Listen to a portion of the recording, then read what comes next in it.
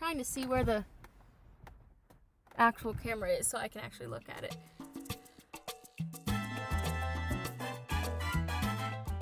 Hey, what's up, you guys? I am here officially. It took me almost like an hour just going around my neighborhood trying to find a spot to film this, and then eventually I just got to the point where I was like, I'm gonna sit in my car to film this video. When I'm at my apartment, it's obviously easy. There's nobody else there. I don't want everyone to hear me talk, even though I'm posting this on YouTube anyway for everybody to see. I don't want people to hear me recording it, which makes no sense. So I decided that I was gonna go to my car, which is sitting in the shade. Yeah, so ultimately I made it here. It's been a while. But really what I wanted to do was basically just take everyone kind of through my fitness journey. And what I mean by that is I have a lot of pictures of like my body and like physique pictures and updates and things that I've taken. But I don't want it to be like, oh, I look better now or I looked better then and like all this crazy stuff, because body dysmorphia is a thing. Basically, if you don't know what that is, it means you look at your body and you basically think that like if you look at yourself and you used to be overweight, you look at yourself again and you're like, oh my gosh, I'm so fat, or something like that, even if you're really skinny and you're not at all. So that's what body dysmorphia is. But I just want to kind of like explain my journey and like where I've gotten to where I am right now and like what my goals are and things like that. And I've been wanting to do this for a while. I just never knew like the medium to do it until I started making YouTube videos just for fun. So honestly, the way I see YouTube is just like a little time capsule, so I can look back later and be like, oh, so that's what I did. Like that's the mindset that I was in. Maybe I'll look back on this in like even a day from now or a year from now and be like, wow, that was really dumb. My mindset sucked. I hope that I have grown by the time that I rewatch these things. Hey, so I just realized that I kind of failed to mention the whole time I've been editing this, that before I actually started powerlifting, I did Irish dancing, I did like tap dancing, I did some other things, I did figure skating, I did badminton, I did all these random things. None of them really stuck until dancing, and then I was kind of in that awkward transition. Friends started kind of like teaching me about the gym, and I started going there, and I really didn't know how it works, and I kept hurting myself, and I started restricting calories a lot. I wasn't really eating, and so like this is when I got to like a super low weight, and like from the outside obviously it looks good, oh, you're healthy and stuff like that. In reality, I was not, and then that's when I started powerlifting and just realizing that you can actually eat more. You don't have to restrict so much, you don't have to be teeny, and so that's kind of what changed the game. I got connected to a powerlifting coach in the area. He was really good, and so I was like, okay, like I don't really know what powerlifting is. All I know is that he's a strength coach. I want to get strong. Let's do it. So I decided to train with him. But what I learned is that if you want to be good at something, and you like, especially with weightlifting, if you don't know what you're doing, or maybe you think you know what you're doing, you probably don't, you should really invest in a coach. That's like the best thing that I could have done when I was first starting out, because the reality is that there's so many intricacies of weightlifting that we don't know about until you kind of get injured. So it's really good to have someone who's kind of like nitpicking things, to be able to be critical of you, to be able to help you improve the things that you're working on. I definitely know that from experience, because I used to squat all the time before I had a coach, and I didn't really know what I was doing. I would only have like 95 pounds on the bar, and I would keep tweaking my hip, and then I would go back the next week and tweak it again, just because I didn't know like correct form. I didn't know like about a butt wink, and I didn't know about, you know, keeping my knees like out and where to stand, how to stand, things like that, because I was learning from someone who was also learning themselves. And so sometimes it's great to go to the gym with friends, but you need to actually go with someone who can teach you what to actually do, and be hands-on, because if you don't have that, you're going to keep getting injured, and then all the habits that you created there, they're going to keep following up with you when you're a more advanced lifter.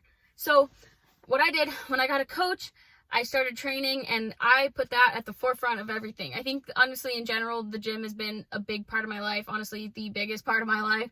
When I was doing powerlifting, I was going to school, I was working 2 jobs.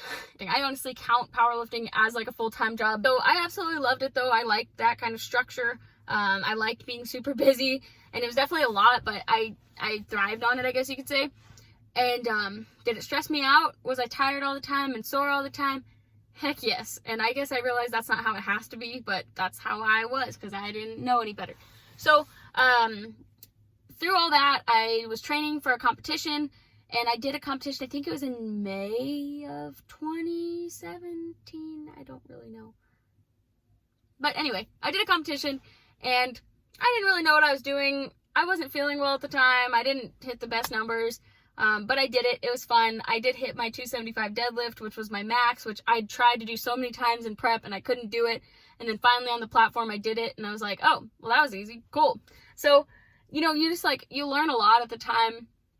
And as you're going through it, and for me, I was like, well, this is my first one. I don't really know what I'm doing, so I just want to get through it. Like, I just want to experience it and call it a day. So that's what I did. And after I did that first competition, I was like, this is cool. Like, I want to do this again. But from then on, I kind of just decided, like, okay, I want to, like, loosen up a little bit. I think it just stressed me out a lot, all the prep and everything, and, like, how tired I was. I was like, okay, I'm just going to kind of, like, I love training here, and I like my coach and stuff, but I think I just need to find somebody else, like, right now. Like, I don't know, I kind of wanted a girl coach or just someone who understood things better. And also, I think I was 19, and it's like, you always have friends that are like, I'll make you a program, I'll make you strong, I'll write you a meal plan, and all this stuff. But I was just the kind of person, / still am the kind of person, that just needs a lot of accountability, and, like, I need to know that that person, like, is on me and, like, really cares. And so that was the hardest part, finding a coach that is like that. And so I did get a coach that was like that, and I really liked her. And then I had a friend that was like, oh, I can train you and stuff, you're paying too much. And I just believed him, and it was really stupid because, like, she was really good, she is still good, and we're still friends. But it's just like, I don't know, when you get a new coach, you need to just stick with the coach for a while to even see how your body performs and how you change. Obviously, if, like, you don't like the coach, or you're not, like, if the coach really sucks, yeah, leave. But a lot of times it's you. A lot of times it's human error. And if you actually follow what the coach says for, like, 5-6 months, you're probably going to see improvement. But the thing is that we don't do that, and then we think that it's the coach's fault, and then, yeah. So I attribute that to, like, all the coaches that I've had, I guess. It's like, it's always me. It's not them. Taking extreme ownership. Yeah. It's 99% of the time, it's going to be you. It's not the coach messing up. Although I did get a coach one time also. I had, like, a lot of coaches in, like, 1 year, like 3 or 4. Stupid. Now I'm looking back on it, I'm like, why the heck did I do that? But one of the coaches that I had, she was, like, an online coach, and she lived in California, and I thought she was so cool. She was a bodybuilder. I was like, I'm sure she can make me a good program. It was the most basic program, and then she didn't even, like, I would send her the money, and then she wouldn't even send me the program on time, and wouldn't even really do check-ins, would forget to text me back, and I was like, heck no, like, I'm not doing this anymore, and so I canceled that as soon as I could. So that was kind of, like, the first experiences that I had with coaches. I kind of just went back and forth. The whole, like, 2017 to, like, 2019... yeah, honestly, like 2018 to 2019, I was kind of just, like, figuring it out on my own. I didn't really know what I was doing. I was just trying to figure it out, and I thought that I knew everything. I thought that I could do it all. And it was just hard to stay accountable. That's the hardest thing, is that it was hard to stay accountable with the diet portion of everything, because the lifting part was always constant. I was always at the gym. I was always doing that. I would never miss the gym. I honestly don't think I missed a workout in, like, maybe those 2 years, if only, like, if I had, honestly, I don't really know. I would always prioritize it over other things. Like, I wouldn't miss the gym. I would miss something else, or, like, doing an assignment, like, midnight for going to the gym. So I didn't really miss any workouts, but the thing is, the diet part, that was the hard part, and / still is the hard part. And I still have videos of clips that I sent to my coaches, like, during this time, of being like, yeah, it's really hard, like, the food, and I just eat so much, and I ate sweets. I'm like, I was so bad, like, 2 whole days that I ate a sweet, and I'm like, I was very hard on myself. Nutrition's going good, except I will admit there were, like, 2 days where I kind of ate a lot of sweets and I wasn't supposed to. So other than that, everything has been going good. But that's kind of how I was. It's like, in terms of, like, eating, I went so back and forth. There were certain times, weeks, that I would eat really clean, I would eat really well, I would work out, and then I started getting leaner, and then, like, once I started getting leaner, I would start eating again, and then the weight would instantly start coming back. And I wasn't like cutting my calories drastically, but I just didn't, I would just eat really good, like maybe 1,800 calories, I don't know, whatever it was. And then I would just start eating like 2,000 calories, 2,400 calories. Like I would hang out with friends and just like eat whatever they ate. And I had a lot of guy friends, so I would just eat whatever they ate and think that I could keep up. And the truth is that you really can't keep up. And so, like as a girl, if you're tracking your calories and stuff and you're like lifting, it's hard to eat what a guy eats and not put on fat. So basically, that's kind of what I did. I went through a lot of phases, lost a lot of weight, gained a lot of weight, lost weight, gained weight. So unintentional cutting, bulking, just because I couldn't control what I was eating. Then it got hard. I kind of had my own online business, if you will. I'm not even going to get into it. But it took a lot of time. Basically, I'll just say it was my job, a full-time job, a lot of hours in the day.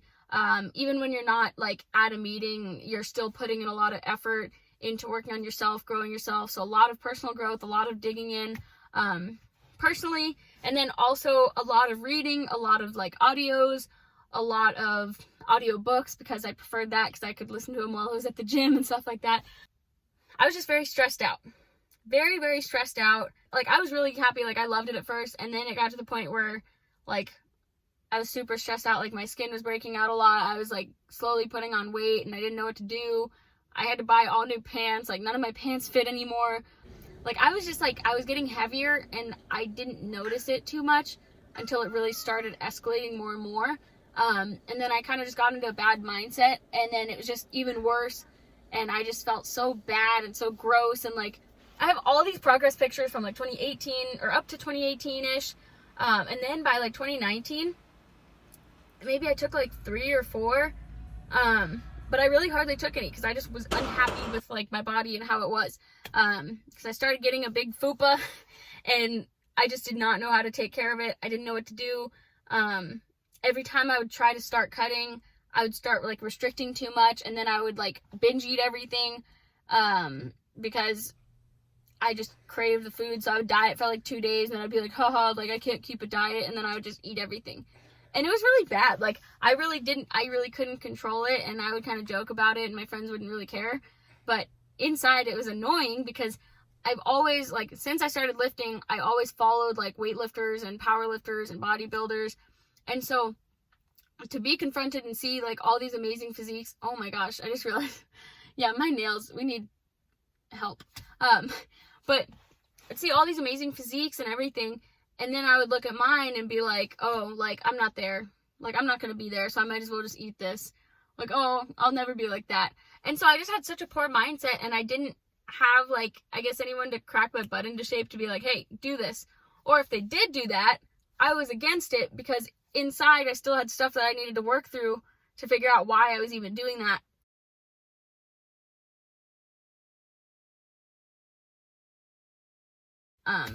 So it was a whole mess.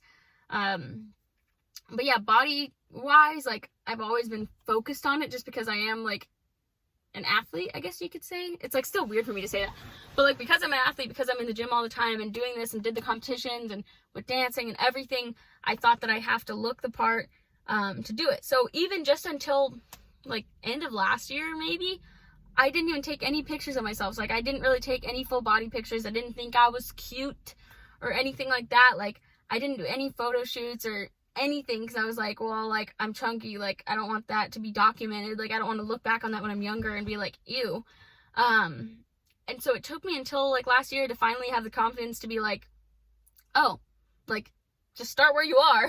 It doesn't matter if you're like perfect, if you're exactly where you're going to be. It's like document the journey of it, document where you're at, get comfortable like in front of the camera, all those kinds of things. And so when I take pictures, and even on my Instagram you'll see it, it's like all the photo shoots and like little modeling things that I do, honestly, it's literally just for fun. And it's not like, oh my gosh, I want everybody to see how pretty I am and whatever. It's literally just, I was so ashamed of my body and like who I was for so long that it's a beautiful thing to be able to document it and know where you are in the moment and just be happy with that. And so that's really kind of why I take so many pictures of myself, because I literally didn't take any pictures. Like you look at my timeline on Instagram and it's like I never really took any pictures that were non-lifting for my whole life, other than Irish dancing pictures. Like, I don't have any that are just like me posing or trying to be like cute or anything like that. Like, it was literally until last year where I actually gained the confidence to be able to do that. And so it was a weird transition, but I was like, oh, I finally actually like how I look. So this is what I actually look like when I look in the mirror. For the longest time, it's like, I just didn't, like, I still, okay, this is gonna sound really weird, but like, I still, when I looked in the mirror, I saw myself as like what I looked like when I was 12. Like, I forgot that I had matured. I forgot that my face like changed shape. I forgot what makeup even looked on my face. Like, I forgot what my physique looked like because I hadn't looked at it for so long, or I hadn't really noticed it because I was always like the ugly duckling. And so that's kind of what happened. So going back to the point of lifting and everything like that. So I did my competition, started eating a lot, kind of fluctuated a lot. And that was all up until just recently, when I got my current coach, and she's just amazing. And honestly, it kind of got to the point where, like, I was just in a very rough spot mentally. And even she was like, are you sure you want this, like, added pressure? And I was like, yes, like, this is the only thing I care about, the gym. I was like, I need the added pressure of this. Like, I need the structure, I need the discipline, like, I want it, I need the accountability. Because a lot of why I was feeling negative too was like, my body wasn't where I wanted it to be because I wasn't treating it right. Like, I wouldn't leave my house. I just wasn't happy. Like, I ain't going into it, but I just was not happy. And so, like, I have a Fitbit now to track everything, but I would just use my phone. And, I mean, I pretty much have my phone on me 24/7. Who doesn't? I don't know. But I would get maybe 2,000 steps a day, maybe 4,000, but usually like 2,000 steps a day according to my phone, at least. Probably was a little bit more because I didn't have a Fitbit. Like, every time I walked around, like, if I left my phone, went to the bathroom, I wouldn't get those steps. Like, I wasn't really moving, so I was getting like really bad anxiety, and it was awful. And so I just had no idea how to get out of it. So I knew that I needed like outside help to like kind of crack my butt into shape. And so that was when I hired my coach that I have now. And just, yeah, everything changed because she's more about the mentality of lifting than like the lifting itself, if that makes sense. That's kind of how I see it.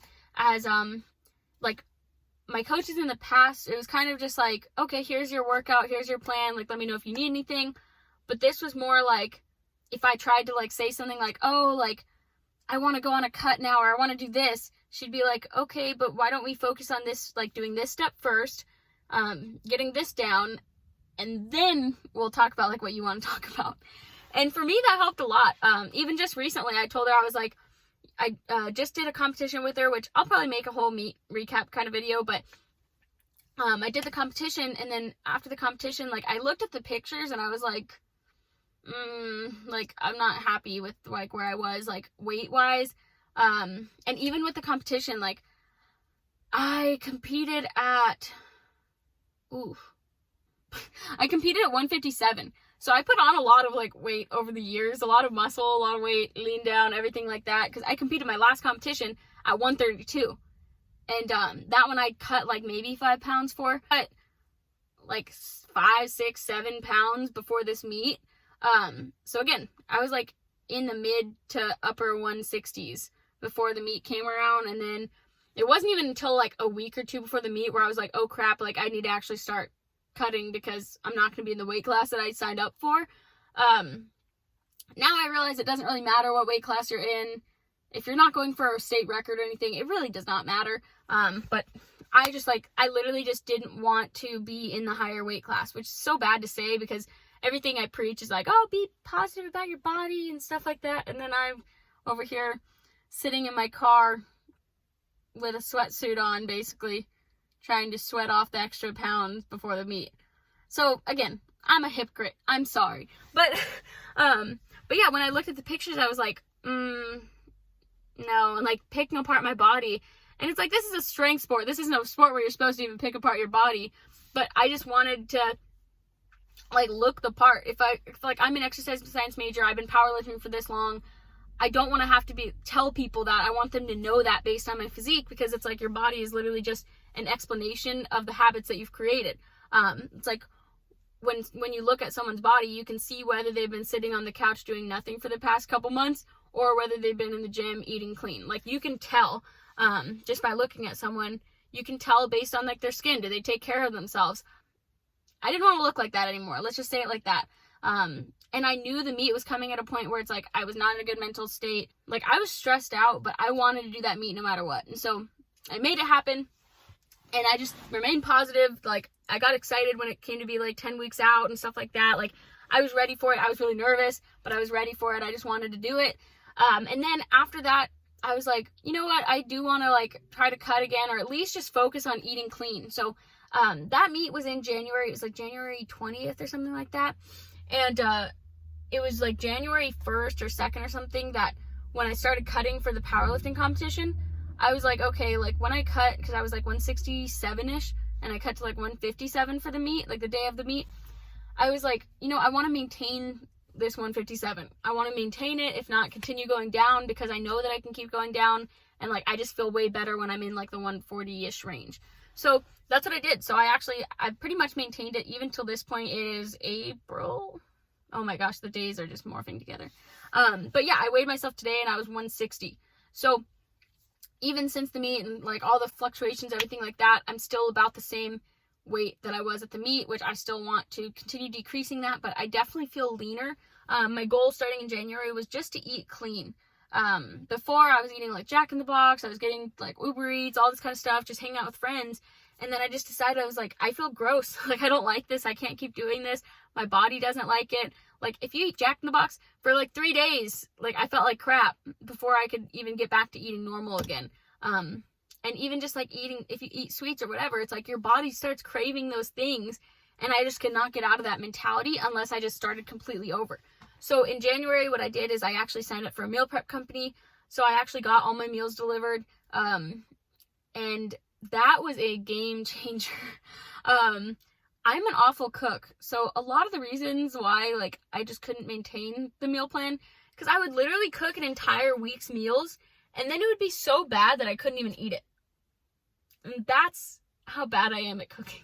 I was like, okay, yeah, we're going to just do this meal prep company literally just to get myself on the right foot so that I could actually start eating according to a meal plan. It also helped that I did my internship with my chiropractor, who sees a lot of bodybuilders and people who are so well in tune with their bodies that I was just sitting there like, I need to change. And so I did. So being around that all the time just helped so much, change my perspective on food, just realizing that like all these bodybuilders that are coming in there, they're not just eating crap every single day. It's like they're eating everything, prepping for shows and things like that, documenting their body, eating like food that they don't want to eat, all this broccoli, all this chicken, all this rice, everything. And it just brought me back to when I first started lifting, how I did the same thing. It's like I ate broccoli, chicken, rice every single day for so long that I couldn't eat chicken for like 2 years. I had to switch to ground turkey because I was so grossed out by chicken. And so I was like, you know what? Not that I have to do that again and go crazy, but I was like, I need to do that again, get to a certain point to where I can like eat clean and it's a normal thing for me again. So that's kind of what happened. So in January, I switched to being just eating cleaner, and like instantly my body started loving it. And I leaned down a little bit just from getting rid of that bloat and like the extra layer of all the crap that you eat and stuff. And so my body just feels way better. I'm just operating better. I'm more active. Made the goal in January to start having like 10,000 steps. So I bought myself a Fitbit, and this is literally just the most basic Fitbit. It's the Fitbit Inspire. Literally all it shows is the time, steps, calories burnt, and distance. That's like all it does. And so that's what I did. Started doing that, started getting more steps. I started actually spinning this year, which is actually really fun. So thankfully I have a coach that's able to modify things for me. And I was like, hey, like this spinning is very good for like me mentally. Like I love it. Physically, I'm getting my cardio in. Whether or not it really does much, I don't know. I just think it's fun. But I was like, honestly, like I really want to fit this in. So we kind of made my program so that I have like 3 days of weight training and 3 days of spinning. That's kind of different right now because I can't do any of that. I'm doing at-home workouts and like walking more and stuff like that. But that's what I did. So I did spinning in the gym, and honestly, my body loves it, and I miss it so much.